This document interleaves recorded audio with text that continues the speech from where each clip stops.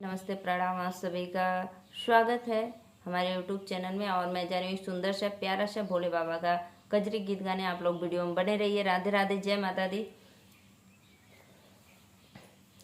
किया हो रामा शिव जी चलला ससुरारे बैल के सवारी हरी। किया हो रामा शिव जी चलना ससुरारी बैल के सवारी हरी।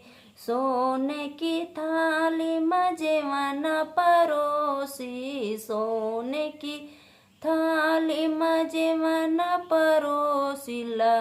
किया हो रामा जेवना जेवना ससुरारी बैल के सवारी हरी। किया हो रामा जेवना जेवना ससुरारी बैल के सवारी हरी।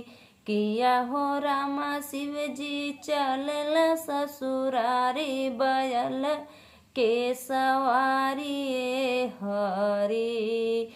लवंग इलाची के बीड़ा बनवली, लवंग इलाची के बीड़ा बनवली।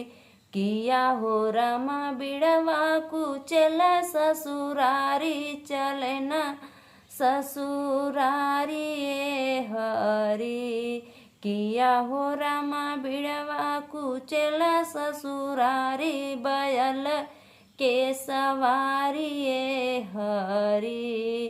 किया हो रामा शिव जी चलला ससुरारी बैल के सवारी हरी।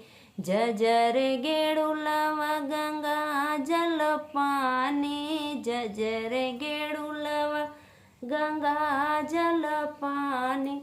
किया हो रामा पनिया पियना ससुरारी बैल के सवारी हरी। किया हो रामा पनिया पियला ससुरारी बैल के सवारी हरी।